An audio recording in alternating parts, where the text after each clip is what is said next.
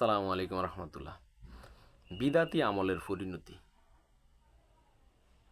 বিদাতি আমলের পরিণতি অনেক ভয়াবহ। আল্লাহ রাসূল সাল্লাল্লাহু আলাইহি সাল্লাম বলছেন, দিনের মধ্যে প্রত্যেক নতুন কাজ ভ্রান্ত, আর প্রত্যেক ভ্রান্ত কাজ বিদাত, আর প্রত্যেক বিদাত জাহান্নাম। দলালাতিন ফিন্নার, জাহান্নামী। এখন বিদাতের পরিণতি কি? বিদাতের পরিণতি এই দিক থেকে আল্লাহ রাসূল সাল্লাল্লাহু আলাইহি সাল্লাম বললেন যে জাহান্নাম। আপনি যে কাদিয়ানীদেরকে যে বলতেছেন তারা অমুসলিম, তাদেরকে কাফের ঘোষণা করতেই হবে, আমিও তাদের সাথে একমত। তবে এটার সাথে আরেকটা একমত যে আপনাদেরকেও কাফের ঘোষণা করতে হবে। কেন হবে বুঝতে হবে। ভাই, আমার প্রতি রাগ করে লাভ নেই, আমার কথা একটু করা। সত্য কথা, আল হাক্কু মরুন, হক তিতা লাগে। একটু হজম করেন, ইনশাল্লাহ পরকালে কল্যাণ হবে। আর যদি হজম করতে না পারেন, দুনিয়াতে হারাম ইনকাম খাবেন, পরকালে বরবাদ, শেষ, জাহান্নামে যাবেন। বেদাতের পরিণতি কি আপনি একটু বুঝেন। আচ্ছা, আপনি যেই কাজটা করলেন, এই কাজটা তো আল্লাহ রাসূল সাল্লাল্লাহু আলাইহি সাল্লাম আপনাকে করতে বলেন নাই। আপনি যে কাজটা করলেন, এই কাজটার আদেশ তো আল্লাহর পক্ষ থেকে আসে না। দেখেন আপনি কি করলেন, একটু দেখেন। শরিয়া প্রচার করা কার কাজ? নবীর কাজ। আপনি যেহেতু নিজে দায়িত্ব নিয়ে ফরজ সালাতের পর মুনাজাত করা শুরু করলেন, আপনি নিজের নবী দাবি করলেন। তো আপনি তো নিজের নবী দাবি করলেন। আপনি বলবেন যে ভাই, এই আমি যদি এখন এটা করি, তাহলে এই এখন এটা ছাইড়া দেই, তো আম করে বাদ দিয়ে দিলে অন্য আরেকজন আয়াতেই কামি করব। সুন্দর একটা যুক্তি। আপনার এই যুক্তির উদাহরণ আমি বিপরীত জবাব দেই। ধরেন আপনার মেয়ে অন্য একটা পুরুষের লগে আকাম করে,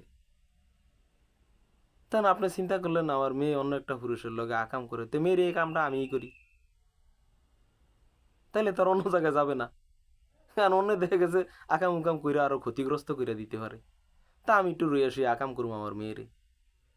মানবেন? মানবেন না এই যুক্তি? তা আপনি যদি এই যুক্তি না মানেন, আপনি ফরজ সালাতের পরে মুনাজাতটা যে করেন, আল্লাহর কাছে যে এই বিদাতের জবাব কি দিবেন?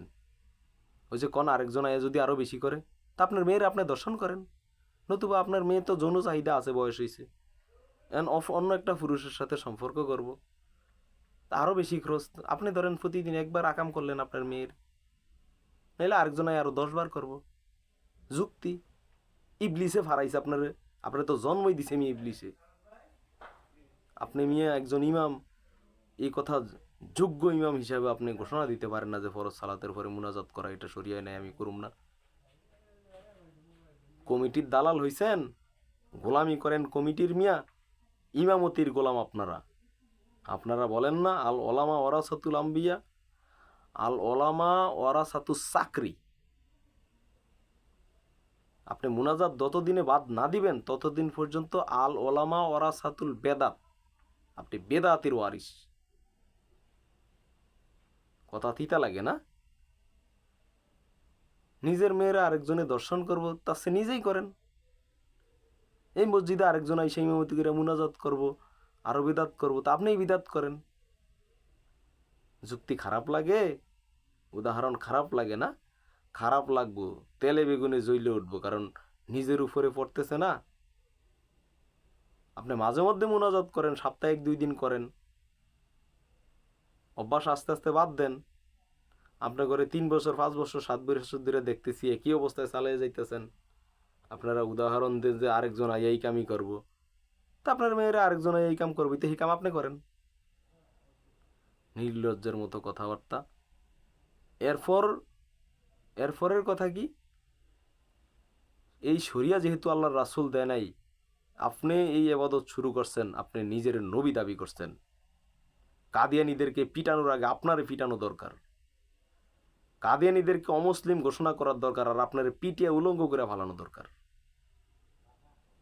কাদিয়ানী তো আর প্রত্যেক আমলে বেদাত ঢুকাইতে আসে নাই, আপনি তো প্রত্যেক আমলে বেদাত ঢুকাইছেন, আবার ইবলিসের মতো যুক্তি দাঁড় করাইছেন আপনি। এরপরের কাজ কি? শরিয়া নাজিল করা, শরিয়া প্রণয়ন করা কার কাজ? আল্লাহর কাজ। আপনি তো আল্লাহ যেই শরিয়া নাজিল করে না সেই শরিয়া আমল করা শুরু করছেন আপনি। আপনি কি প্রত্যক্ষ কিংবা পরোক্ষভাবে নিজেকে আল্লাহ দাবি করেন নাই? কাদিয়ানীদেরকে যদি অমুসলিম ঘোষণা করা হয় তাহলে আপনাদেরকে তো দেশ থেকে পিটিয়ে বাইর করে দেওয়া হইব। এখন আপনি মনে করেন যে আমি কাদিয়ানির পক্ষ নিছি। না, কাদিয়ানির পক্ষ আমি নেই। কাদিয়ানি কিয়ামত পর্যন্ত কাফের।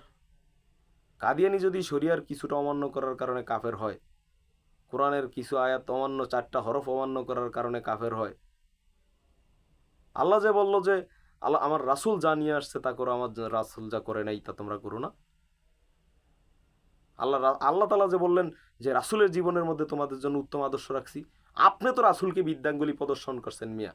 আপনার মতো খতিবের কারণে আমার রাসূল অপমান হয়েছে, আপনার মতো খতিবের কারণে ইসলাম অপমানিত হয়েছে, আপনার মতো খতিবের কারণে এই ইসলামের মধ্যে এত বেদাত জর্জরিত।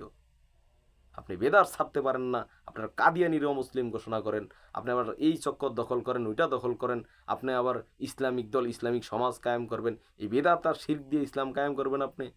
এই বেদাত আর শিরক কায়েম করতে পারবেন, ইসলাম কায়েম করতে পারবেন না। একটু বুঝে শুনে আমল করেন। নিজেরে নিজে আল্লাহ দাবি করেন, জানেন না, খবর নাই, কারণ অশিক্ষিত তো। আপনারা তো কোরআন পড়ছেন গাদার মতো। গাদা যেমন ইট বহন করে জানে না পিঠে কি আছে, কোরআন বহন করে তাও জানে না পিঠে কি আছে। আপনারা শুধু কোরআন মুখস্থ করছেন, কিন্তু কোরআনের ভিতরের আপনাদের প্রতি কি নির্দেশ আছে এটা জানেন না। নিজের আল্লাহ দাবি করে বসে আছেন, নিজে জানেন না। নিজের নবী দাবি করে বসে আছেন, নিজে জানেন না। সতর্ক, সাবধান হন, এতটা উদাসীন হইন না। এগুলা মানুষের জীবন হইতে পারে না, ইমাম তো দূরের কথা। এইসব বেদাত বাদ দিবেন। বেদাতের পরিণতি সরাসরি জাহান্নাম। বেদাত মানেই ইসলাম বিকৃতকারী, বেদাত মানেই রাসূলকে উপেক্ষাকারী, বেদাত মানেই আল্লাহকে অপমানকারী, বেদাত মানেই আল্লাহর শরিয়া অস্বীকারী। সুতরাং সাবধান হয়ে যান।